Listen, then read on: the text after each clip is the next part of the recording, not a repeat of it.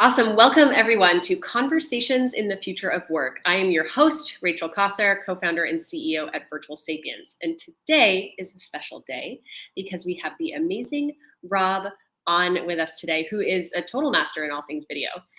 So, Rob, if you want to just go ahead and introduce yourself quickly and share a few points about your background and what it is that you do today for the audience. Sure. Yeah. Thanks. Thanks for having me on.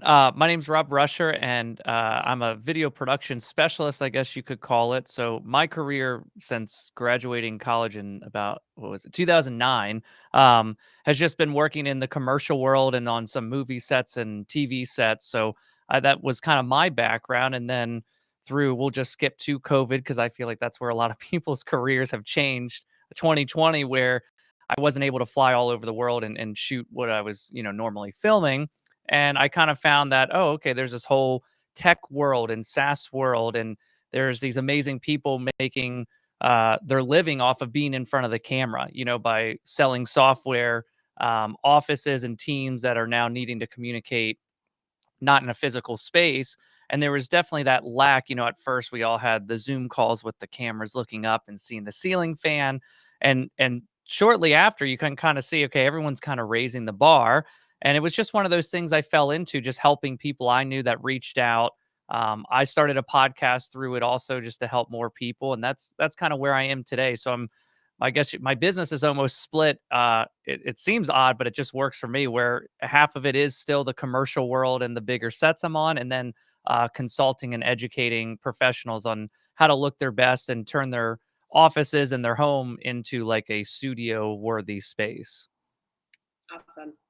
So, first question kind of touches on what you shared in a little bit of that journey evolving from what you used to do pre-pandemic to what you do now. But I'm curious to hear more about how your relationship to video has changed or evolved as a result of this kind of global evolution. Yeah, I think it's one of those things where I'm definitely guilty of overcomplicating and doing all this. Like the first version of my studio set was all these lights and things and rigged. And that's just because, on my day to day, we set up like maybe 4 to 6 scenes in a day. You shoot a scene, you shoot it out, check off on the list, and then go to the next piece on a commercial shoot. But then what I found is, okay, I can make this look good enough, great for what we need to on camera, but I found there was more value in making it easy. Right before I got on the call with you, I was eating popcorn and watching a little Burn Notice. So I'm guilty. So I was upstairs just hanging out, taking a little break. I took a walk around the neighborhood, and then I only needed 15 minutes, if that. I probably could have done in 5, but I can just turn on these lights. I have everything set up. And as I was showing that to other, especially SaaS founders, busy companies, marketing professionals, that's where they were like, oh, that's what I need. It's great. You can look like a movie set, but I need something that I can turn this on, either do this sales call, be on this podcast, and then go right back to responding to emails or building out, whatever my main 9 to 5 job is. So it kind of changed, as still needs to have that level of looking good, but I found the efficiency was probably the most valuable part. That makes a ton of sense. I've always tried to be as simple with my setup as possible. I found that I didn't want to be sending the message to customers and clients that you needed to invest in like $1,500 plus, studio situation, but that you could show up very effectively with, a good laptop frame, good light, and a good mic. Yes. So I totally hear you. That makes a ton of sense, and this actually brings us to to our next question, which is, what are some of the biggest mistakes that you tend to see professionals make when it comes to communicating or setting themselves up for success on video? Oh man. Well, there's a lot. I guess it just depends. I think a lot of it is understanding that, without getting like too out there, but it is an art form. Figuring out how to shape light on your face and make yourself look good. There is this sense of art form to it. And I would say like the quick ones, maybe the biggest things. One is framing. So if you just have your laptop on the desk, and it's not even saying the laptop won't work, but just propping it up even on some books, and keeping the level, your eye level with the camera. So when the camera is down and looking up, there is like this psychological effect that isn't necessarily the one you want to give off if you're trying to be friendly and gain sales and be professionals. And at the same time, people that take the cameras like way above their monitor and look down.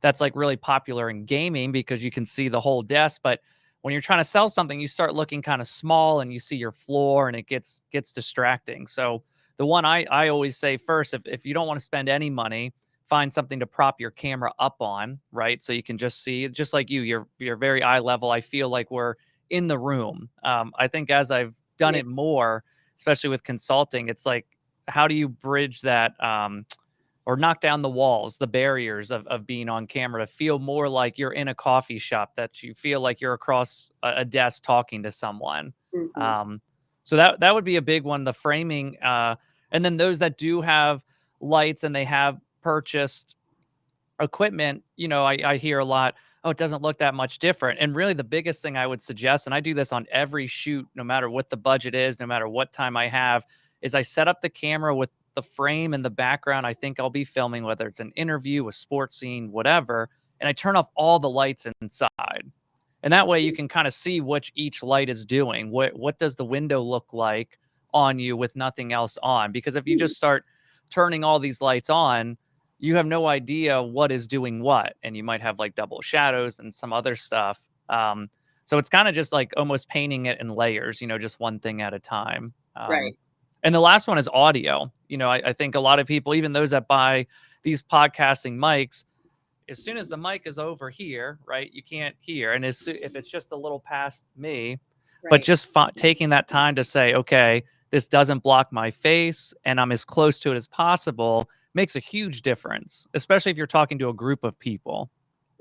Yeah, no, for sure. I admit I don't have my microphone with me today because I'm traveling, and I'm like so subconscious about how like tinny or echoey my voice might be coming out as. But it's true. Like I think even more important than getting that like video camera quality, if you can get your vocals and your voice to really catch the other person on the other end, right? Really grab their attention. That's a huge power play. I also love what you said about framing. The other one I'd add to framing is your distance from the lens. I find people are accustomed to being pretty close to their screens. And when your face is like really up in the lens, you are kind of breaking the protocols around social distance from a professional perspective, right? Like professionally, we're used to seeing the other person on the other side of the table. We see a certain perspective of them, and that's comfortable professionally. But if you start to advance and encroach upon people's personal space, even though we're miles and miles apart, it still feels intense and a little overly intimate, right? It can be exhausting and contribute to Zoom fatigue. So I'm totally with you, like the lighting, framing, audio, like that. And those are all things that you do, interestingly, before you even start the video engagement. Yeah, totally. Yeah, and I think there's like a sense of, I found a cool thing that I learned just from helping friends and stuff. The feedback I got is how I feel so much more confident. I didn't want to be on camera, and I was like, that's really cool. I didn't think of that. Originally, my just tech brain was like, okay, this looks good because of lighting and this type of lens, but it's really kind of nice and encouraging and kind of kept me inspired to keep trying to help more people. It's just hearing like, oh, I do more at work now. I'm signing up for more things. I'm selling more of my software because I feel better. And that, and especially what you were just saying with close up to the lens, a lot of people don't realize, like, especially your webcams, they're a fisheye lens. So it's a very wide lens. And as your face gets closer, it will distort your face. So I'm not saying the individual doesn't look good, but you're not going to look your best, I guess, is the best way to put that. So if you're have the camera as close as to you as possible, you might notice your face doesn't really look the way it looks in the mirror. So I always try to do my best to just give people the tools and resources to control the way you want to look. Because I think once you can Mhm. look the way you want to look on camera, that's where you start feeling confident and you stop worrying so much about how you look on camera. You can just engage with who's on the other side of the camera. Right, right. That's great to hear. That's what we've found as well with our tool was, you give people some feedback, they are able to implement the feedback. And the interesting thing about video too is that more so than in person, you do have the opportunity to see the changes in yourself reflected back at you, either if you're looking at something before you go live, a little mirror demo, or if you do keep your self view on, which I find distracting, but you can see the changes, which can be an empowering experience in and of itself. Yeah, and people notice, it's not Yeah. it I do a lot of, like, pitch meetings, so before COVID was, usually on the phone, you email on the phone, maybe you would go in with, like, a physical pitch deck and go through, but now everything is just online, and especially when you have multiple people, like, people listen to you. When you show up and you look like this, and especially me, I'm selling video services, so I feel like I would be really in my head if I didn't, go a little overboard with my setup, but it's just crazy how much people will not really be talking while you're talking. When you say something, when you step up to add something, people really focus on you. I think it's a lot easier. And it just, I don't know, you just have this like heightened, trying to think of the word, but you just seem more valuable, I guess, is what I'm trying Yeah. to get at. Yeah. I think, I mean, so because we look at everything from a nonverbal perspective, right? And um, if you are showing up and you've taken the time to set yourself up for success, you are showing up in a way that your lighting makes it very easy to focus on you, right? It makes your image pop among the sea of other digital squares, right? You're showing as much of your upper body, as you comfortably can with the right distance, and you're effectively using like all of those things are very captivating visually, right? The way our brains work is to detect, like we have very efficient brains. And so as soon as we see some new piece of information or a new visual, like our eyes will go to that. So if you're a dynamic human, when you communicate, you'll draw eyes towards you, right? If you're showing up as more than just a talking head, it's easier to relate. Definitely. Yeah. Awesome. Um, we kind of touched on this in the last question, but in addition to some of those setup, what I would consider kind of techniques, are there other hacks that you've found kind of can be particularly effective in setting yourself up for doing video right? Yeah, I mean the first thing is if you don't want to spend any money, most of us have an iPhone. I'll just assume that, or a smartphone, and especially if you have like an Apple computer and an iPhone, even if not, there's apps out there. But going from just your built-in webcam to an iPhone and having an app that you control the manual settings. So when the sun comes behind you, we've all been there where all of a sudden you look, like you're a witness protection because you're all shaded and the window's there or the window's blasting behind. Now you don't have to worry about that. You have a lot more controls of the lens, and you can definitely even speak probably more on this, but I love this device called a PlexiCam. I'm not sponsored. I just love them. And all it is it's plexiglass that just Yeah. goes right over your monitor, and then you can mount either a phone or a webcam. And what that does is now, as you know, just gives you that I can look right at you in the eye. I'm not looking over here. I'm not trying to talk to you on this monitor. It just brings that realness to it. And that's a huge thing. I mean, these are not expensive at all. And if you already have an iPhone or even an old iPhone will work better than most of the built-in webcams. Yeah, totally. Yeah, the making. I think there's a question around like what can you do to make your setup as ergonomic as possible as well, because you want to make it easy for yourself to look straight ahead Mhm. and have your eyes land within that same kind of eye gaze perspective of the audience. If you are set up such that you're oriented towards another screen and your camera's on the side, like you're just not gonna like look over to the side as much, right? So Yeah. just thinking about that, I think is really critical. It seems Thank you. like the conversation's easier to get going because I think we've all been, especially when you first start getting on, Zoom's kind of weird. Virtual calls aren't like something we grew up doing, Yeah.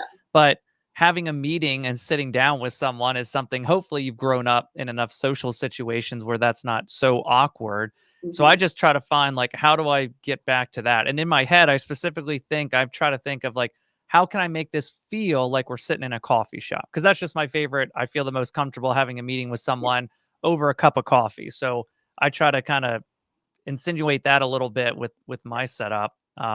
And the next thing I'll add too, just so I don't forget, because I'm a huge proponent on this as much as like I love the video stuff, but if you are going to spend, let's just say you have a couple $100 or your work has a little stipend for you, I would do audio first. I would look at like just some kind of microphone that can plug right into your computer. It doesn't have to be fancy, but just being able to get the microphone closer, I find that makes the biggest difference, because you could always find a different angle with, maybe you have a window in the room and you can use that as your light for now. But I think a lot of people get excited because it's fun to have the lights and cameras, but Mhm. really I think the audio makes the biggest difference in the Right. professional setting. Right. Yeah. No, that's a really good point. It's a very good point. I I agree. I got a real microphone before I got a real extra camera. So I think that all makes a ton of sense. So here we're going to change tracks a little. Yeah. Like what? So AI, right? We've been talking to date about how can we show up and be more human and connect more as humans over this digital virtual channel. So what are your thoughts on AI being used to, like, specifically to deep fake kind of the person, whether it's adding an avatar or just changing the way they're kind of behaving? Yeah, I would say, and before maybe this will help flow into that answer, but I love AI for like the pre-production work, like using Mhm. Chat GPT just to formulate the thoughts. But I just feel like people get really smart fast, and I think it will be easy to tell when it's an AI person or not when you're on camera. Whether that's the delay, whether that's not stumbling through words. Like even you and I have had a few, and I've had to like, okay, let me think real quick or look up so I can think. Yeah. I think that's great. I think that shows personality and it shows like a true connection, because a lot of us, when we are on these, even if you are selling, a lot of it comes down to that connection. So maybe there's a way to use the AI to, I don't know, make content that way, but I don't know if it's ever going to replace like the human to human interaction. But I also think you can't ignore it, because it's one of those things where it's not going to go away. And all these people I see, like, especially on LinkedIn, that like hate on ChatGPT and say this and that. I'm just like, that's great. But like, while you're spending the time not doing it, someone younger with less to lose is learning how to use it to replace you, Yes. and I think that's going to happen. So it's, I try to just keep a tab on everything, but, and I know some of the softwares, but I'm like, I'm not ready for someone to replace me just yet. But I think it's interesting to know what options are out there. Yeah. Yeah. I I wholeheartedly agree. I mean, the meeting summarization, key talking points, Zoom's AI companion that just came out, I think is actually probably one of the better experiences for in-call intelligence, because all these bots, personally, I find too much of a distraction. So I'm all about enhancing some of the what would you call it, like the almost like back office type work that needs to be done in order for a meeting to be efficient, whether it's some of the prep work, as you suggested, or some of the after kind of meeting note taking components. I think that absolutely is a great use case for AI. I struggle with, because you can't deny the that like personal video at scale component of using AI to like deep fake the greeting, or whatever it is, or an entire conversation. And I agree with you that pe- I mean, AI will also continue to get better as people get smarter to it. So it's kind of this really interesting relationship. But I would never want to see a human get completely replaced by the digital avatar or a deep fake version of themselves, and trying to connect either with like another deep fake version, right? Or an actual Yeah. human on the other end. That's even scary to think about. I think that's like a movie right there. So, Right. the AI will start having their own friends and social network that the humans won't be able to get in on, I think. Right. Have you seen her? Yes, Yeah. yes, I have. Yeah, like eventually they'll be like, "Oh, sorry guys, my AI friends are like just a little more on Uh, top of it and on the ball than you that's are." so funny. So, Yeah, and I that's a great point too. The post stuff, like not only the meetings, and I love that for like podcasts that will end up doing your own episode summary. And again, what I like is that it's using your words to do it. There's Yes. a great app called Cast Magic I use a lot where you can just upload the audio file, and you can also create your own prompts, and they have some pre-made prompts depending on what type of like situation or what type of content it is. But I had them on my podcast, and he was telling me they have this new app where you could just talk into your phone. So let's say you have an idea for a live event, you have an idea for a new addition to your software, you can just riff on it and say da da da, go on, and then it will formulate all that. And I like that because I'm great at speaking, but writing for some reason, maybe it's my ADHD, but it's just like my ideas are kind of all over, Mhm. so it helps me formulate it and Yeah. condense it into one thing. And that way it's like, okay, cool. I can spend my time doing something else, not spending hours just trying to get a newsletter out or getting this follow-up email done. Right. Right. For sure. Yeah, I think it's great. This platform actually, Zinc, does a great job leveraging AI and generative AI specifically. Right. Like after this episode, we'll get a really nice summary, and they're very accurate and organized. And it's just like that kind of time savings is huge. Yeah, and it's done from like our words. So from Yeah. real people talking through Yeah. things, it will just make it a little more condensed and easier to digest for the Mhm. audience, which is great. Right. Yeah, absolutely. Awesome. Well, that was the last question I had for you today, Rob. Okay. I wanted to thank you so much for being here. And I mean, if there's anything else that you'd like to share with the audience, and also just let them know how they could be in touch with you directly. Yeah, definitely. I mean, for one, to answer the first question, I would say it's one of those things you just have to film. You just have to shoot. And even in my career early on, I remember people telling me that they call it seat time. The only way you get better is actually being in the seat and doing it. So I would, on a different way, I lived in DC, so I would take my camera, I would ride in the metro, and I would just film all this stuff, just cityscapes in the city, do whatever. Most of it was terrible. And then all of a sudden it was just like, oh, okay, I get it. I'm seeing different things. I Mhm. am doing it faster and better. And same with content, even with my podcast. I mean, the first couple episodes, I definitely was feeling nervous and wasn't really sure what I was doing. But then after, the sixth episode, it's just like, oh, okay, I know how to be myself. I kind of have an idea. So I think it's one of those things you just have to force through not being great. It's such a skill and there's so much to it. Even me, I've had a career behind the camera, but being in front of the camera is something completely different, as you know as well. Yeah. Um, so I would say hopefully you just don't get frustrated and just try to keep filming and doing what you can, because all of a sudden it'll start clicking. You'll find your voice. And in terms of finding me, I'm most active on LinkedIn. So it's just my name, Rob Ruscher, Ruscher. And that's where you'll find me most of the time. Awesome. Great. Well, Rob, it's always a pleasure. I always learn something new when I'm talking to you. So thank you for sharing your insights with our audience. And, always happy to continue the conversation. Great. Thanks. Thanks for having me. All right.